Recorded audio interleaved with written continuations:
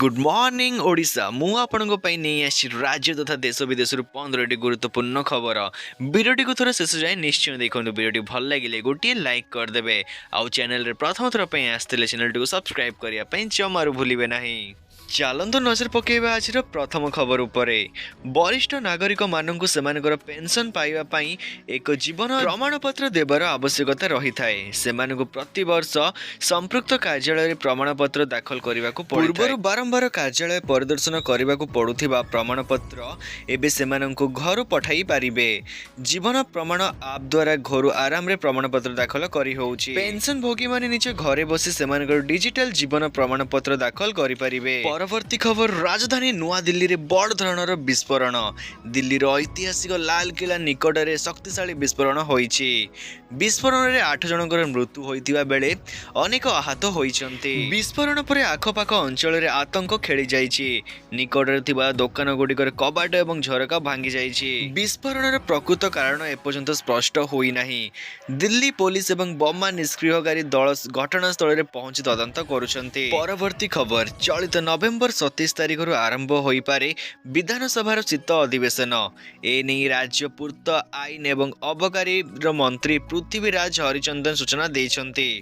अधिवेशन में मुख्यमंत्री तथा अर्थमंत्री मोहन चरण माझी अतिरिक्त बजेट उपस्थापन करिवार संभावना रही। परवर्ती खबर हॉलीवुड लोकप्रिय जनाशुना संगीत निर्देशक तथा गायक अभिजीत मजुमदार को नहीं एक बड़ खबर सामना को आसी।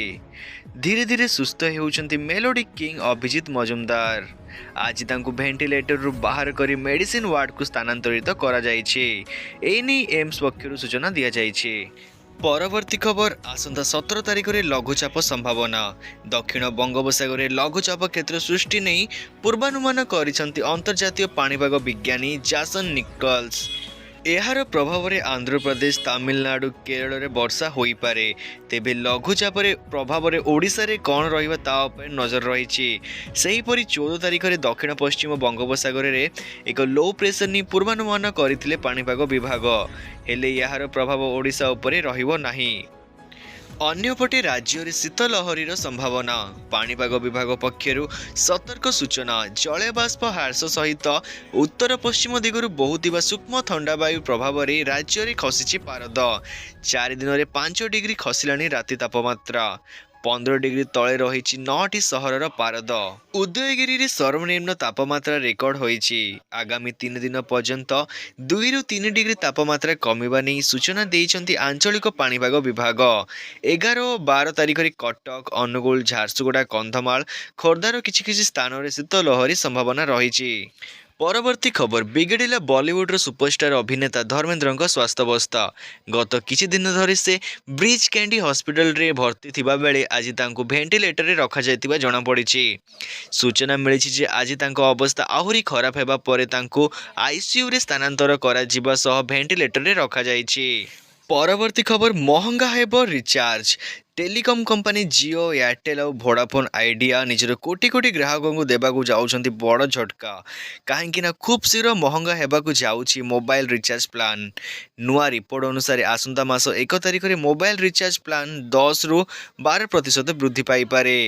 जहा हेले वर्तमान 159 टंका थिबा रिचार्ज प्लान रो दाम वृद्धि पाई 259 टंका हेबा सहित 859 टंकिया रिचार्ज प्लान 959 टंका को वृद्धि पाइबो।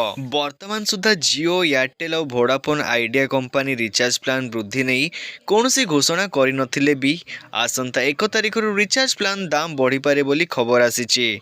तेबे वर्तमान समय रे 84 दिन वैलिडिटी सहित 2 GB डाटा मिलुथिबा प्लान रो दाम रही 949 टंका रु 959 टंका। तेणु आगो को यही दाम आहुरी बढ़िले रिचार्ज प्लान रे दाम मध्य वृद्धि पाइबो। परवर्ती खबर महिला क्रिकेट विश्वकप शेष होगा परे एबे परवर्ती टूर्नामेंट नहीं प्रस्तुति आरंभ करिछि आईसीसी। भारत और श्रीलंका रे खेला जाइथिबा ई टूर्नामेंट को सफलतार सह परिचालना करथिले अंतर्जातीय क्रिकेट परिषद। एबे नजर पुरुष टी20 विश्वकप उपरे। एही बहु प्रतीक्षित टूर्नामेंट पाई वेन्यू शॉर्टलिस्ट करिछि आईसीसी। ଭାରତର 5ଟି ସହରରେ ସାମିଲ ଥିବାବେଳେ ଶ୍ରୀଲଙ୍କାର 2ଟି ଷ୍ଟାଡିୟମରେ ମ୍ୟାଚ୍ ଖେଳାଯିବ ନେଇ ସ୍ଥିର କରିଛି ଆଇସିସି। ଏଥର ଶ୍ରୀଲଙ୍କା ଓ ଭାରତ ସଂଯୁକ୍ତ ଭାବରେ ଟି20 ବିଶ୍ୱକପ୍ ଆୟୋଜନ କରିବାର ଦାୟିତ୍ୱ ପାଇଛନ୍ତି। ତେବେ ଟୁର୍ଣ୍ଣାମେଣ୍ଟ ଫାଇନାଲକୁ ନେଇ ଏଯାଏଁ କୌଣସି ଷ୍ଟାଡିୟମ ସ୍ଥିର କରାଯାଇ ନାହିଁ। ପରବର୍ତ୍ତୀ ଖବର, ସୋମବାର ସୁନା ଏବଂ ରୂପା ମୂଲ୍ୟ ପୁଣି ବୃଦ୍ଧି ପାଇଛି। ଆମେରିକୀୟ ଡଲାରର ଦୁର୍ବଳତା ଏବଂ ଆସନ୍ତା ମାସର ଆମେରିକୀୟ ଫେଡେରାଲ ରିଜର୍ଭ ଦ୍ୱାରା ସମ୍ଭାବ୍ୟ ସୁଧ ହାରର ହ୍ରାସ ଆଶା ପୁଣି ଥରେ ନିବେଶକମାନଙ୍କୁ ନିରାପଦ ନିବେଶ ପ୍ରତି ଆକର୍ଷିତ କରିଛି। ନଭେମ୍ବର 10 ତାରିଖରେ ଅପରାହ୍ନ ସୁନା ପ୍ରତି 10 ଗ୍ରାମ 1,23,057ରେ କାରବାର ହେଉଥିଲା, ଯାହା ଏମ୍ସିଏକ୍ସରେ 1.64% ବୃଦ୍ଧି ପାଇଥିଲା। ଯେତେବେଳେ ରୂପା ପ୍ରତି କିଲୋଗ୍ରାମ 1,51,657ରେ କାରବାର କରୁଥିଲା, ଯାହା 2.66% ବୃଦ୍ଧି ପାଇଥିଲା। ପରବର୍ତ୍ତୀ ଖବର, ନୂଆପଡ଼ାରେ ଭୋଟ ପଡ଼ିବାର ଠିକ୍ ପୂର୍ବ ଦିନ ବିଜେଡିର ସଙ୍ଗୀନ ଅଭିଯୋଗ।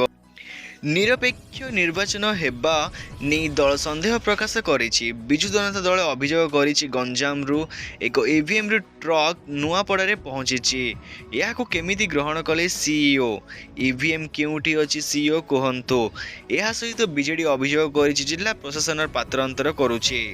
ଆଚରଣ ବିଧି ଉଲ୍ଲଂଘନ କଲେ ମଧ୍ୟ ଶାସକ ଦଳର ନେତାଙ୍କୁ ଛାଡ଼ି ଦେଇ ବିରୋଧୀ ଦଳର ନେତାଙ୍କୁ ଟାର୍ଗେଟ କରୁଛନ୍ତି ସରକାରୀ ଅଧିକାରୀ। ଏହା ସହିତ ବିଜେଡି ଆଶଙ୍କା କରିଛି, ସମ୍ବେଦନଶୀଳ ବୁଥରେ ଗୁଣ୍ଡାଗିରି ହେବାର ଆଶଙ୍କା ଅଛି। ଭୋଟରକୁ ପ୍ରଭାବିତ କରିବାକୁ ବଣ୍ଟା ଯାଉଛି ଟଙ୍କା। ଇଭିଏମ୍ ନେଇ ବିଜେଡିର ସଙ୍ଗୀନ ଅଭିଯୋଗ ପରେ ସ୍ପଷ୍ଟୀକରଣ ଦେଇଛନ୍ତି ସିଇଓ ଆର୍ଏସ୍ ଗୋପାଳନ।